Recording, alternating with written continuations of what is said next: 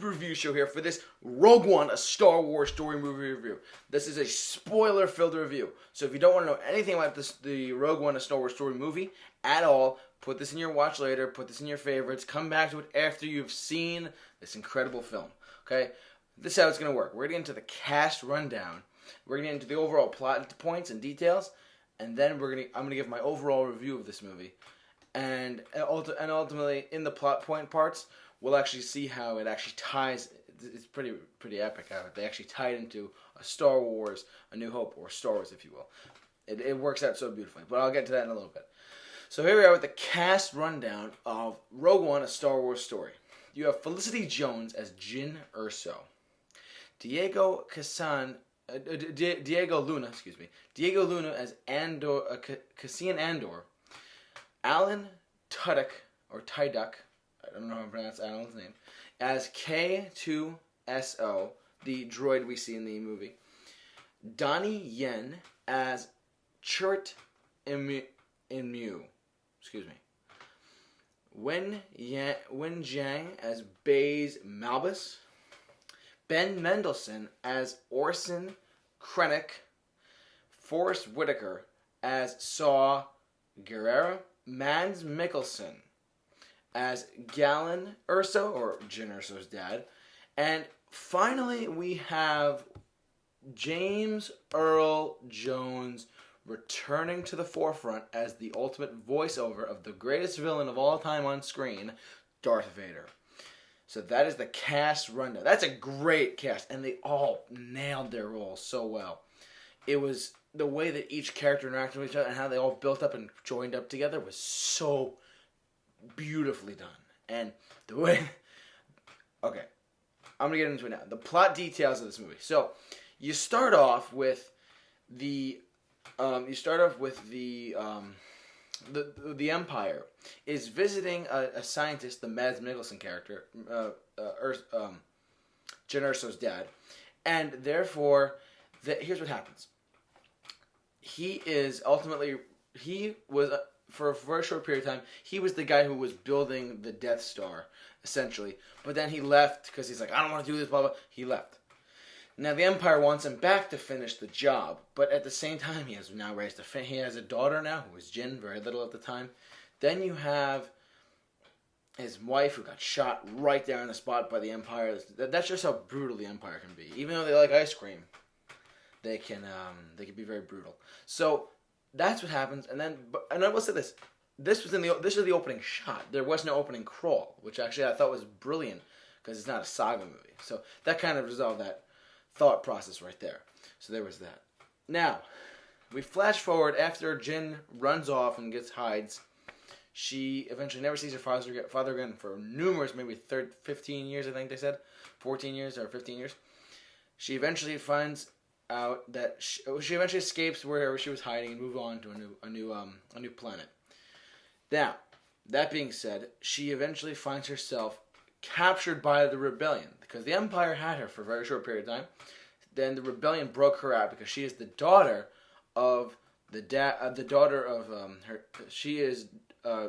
her dad essentially is the builder of the Death Star, the designer of the Death Star. So, and it's up to her because she heard that, hey, and the rebellion said, look, if you can find your dad, we can fix this whole thing and blah, blah, blah, and we'll fix the whole thing.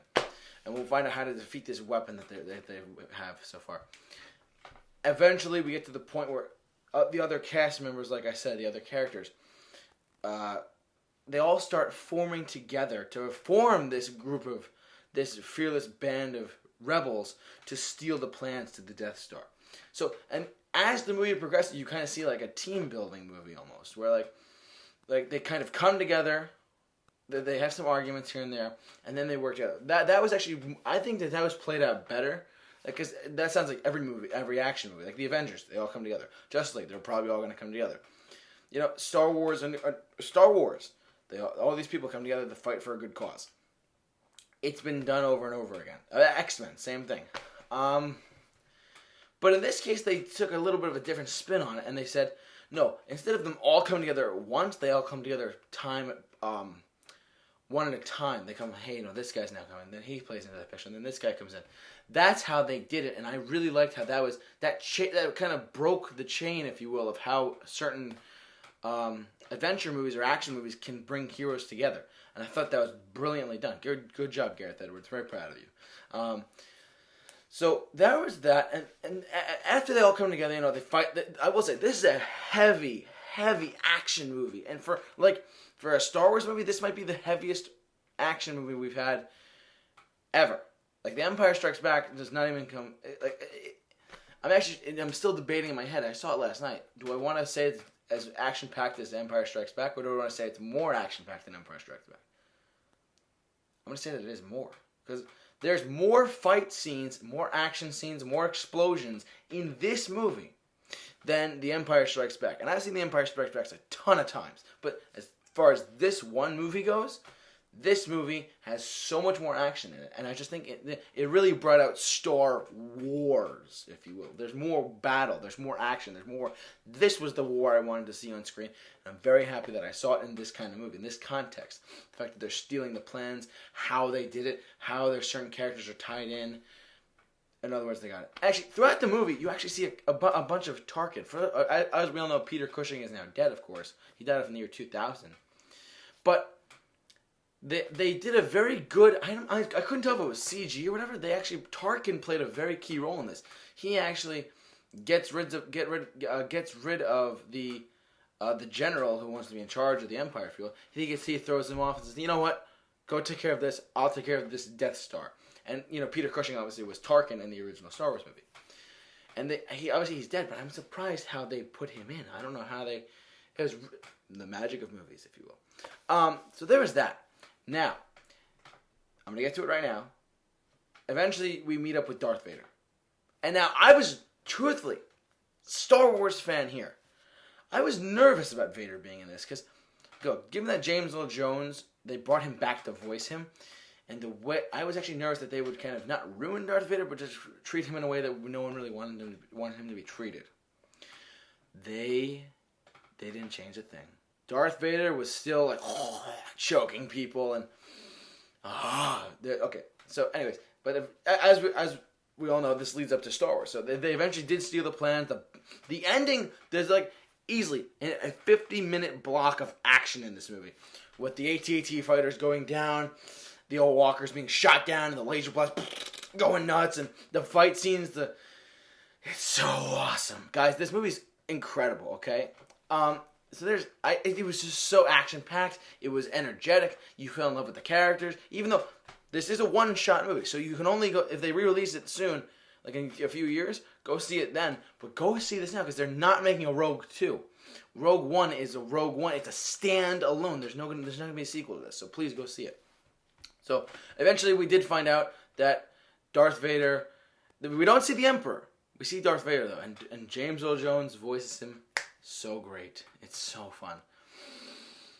And that was just true that since we didn't see Darth Vader, we didn't see Darth Vader in The Force Awakens.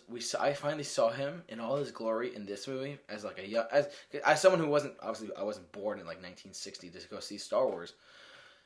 Having that presence of him, I finally got that energy that I wanted to get out of this. Anyways, so they steal the plans. It gets transmitted up to the Rebel Alliance. Super Review Show, hello. That's a show I have here, by the way, for all Star Wars fans. Plug. So they get the plans out, but slowly the rebels die. They die in this movie. It's spoiler filled. They die because within the Death Star, they actually fire at the planet to test out on a city. The city gets destroyed, but in the process of doing so, they kill off Jin. They kill off all the main characters because they like they said in Star Wars, a group of rebels risked their lives to save and get these plans. Thus, seeing it now in this movie, it worked out great and it was beautifully done. I was with my girlfriend. She was like this whole time. Like, it was so great. She got a kick out of it. As someone who she's not a huge Star Wars, but she doesn't really. She wants to get into Star Wars, but I don't know how to get her into it, so I'm going to see what I can do. But it's okay. She had a great time. As a non-Star Wars fan, she had a great time, awesome. Either way, awesome. But anyways, back to our plot points. So eventually, the plans get up to the Rebel Alliance, but then the ships are fired on, and then it literally, within seconds, we see the last 30 minutes of the movie, 20 minutes of the movie, tie-ins start to tie into Episode 4, if you will. So we see C-3PO and R2-D2 boarding a ship, hence the opening shot of Episode 4. We see the Darth Vader. Oh my god, this Darth Vader scene was so effing cool. It was like awesome. Absolutely awesome. Okay, I want to jump right now. I'm getting chills on my arms thinking about this. So the end of the movie comes around. Darth Vader he boards the ship, just like we saw. And the rebels are like, "Get the plans out of here!" Blah blah blah. They throw the plans through the door. He starts killing people. No blood, of course. It was just very violent. And then one of the rebel leaders gives it to a young lady in a white dress, Princess Leia, and she's like, "Okay, we have the plans. How are we gonna get them out of here?" She's like, "I have an idea." Cut! That's the movie ends. Princess Leia has the plans. She's about to send them off. And that's the movie ends. So literally, it was a direct lead-in to A New Hope. And this was a great action movie. This was a great sci-fi film. This was a great Star Wars movie. This is the prequel that Star Wars deserved. And we got it. I said it. It's a prequel to Episode 4, but it's a sequel to Episode 3. It's not really a sequel to Episode 3. It's really a prequel to Episode 4. But it's the prequel we wanted, and we got it in this movie. Go see it if you want. Just go see it. Okay, enough said. If I were to rate, I gave this movie an 8 on IMDb because they can't give decimal points on IMDb on the mobile app. I give Rogue One, a Star Wars story, an 8.5 out of 10. This movie was incredible. An 8.5. It was very close to a 9 for me, but the things that kept me from a 9 was like 9 is like on the same level as like I put like Return of the Jedi, and Return of the Jedi is higher than this, so that's why I kept it on 8.5. But look, it's way better than Episode 2 and 1 and 2. 3 I put up as the best prequel until now. This is the best prequel that we've ever gotten in Star Wars. And guys, 8.5 out of 10. If you have not seen this movie, do yourself a goddamn favor and go see this movie, because this is the only one. We're not getting a Rogue 2 because it's a self-complete and it ties directly into it. Rogue 2 is really Star Wars: A New Hope, if you want to put it that way. Literally, guys, it's a direct tie-in. Go see it if you love Star Wars. If you love it, just go see it. You will not regret this movie whatsoever, and it'll be maybe one of the best movies you've seen all year. Because I know there's a lot of disappointments this year for some people. This may be your redemption. So, for movies this year. So just go see it for what it is. Thank you so much for joining me on this Rogue One, a Star Wars story movie review. Spoiler filled. I hope that didn't really kill it for anyone. But look, if you guys love Star Wars, subscribe to this YouTube channel. You guys can keep up to date on everything going on in the world of Star Wars with the Rebel Alliance. If you're a big Star Trek fan, you can watch Trekkies.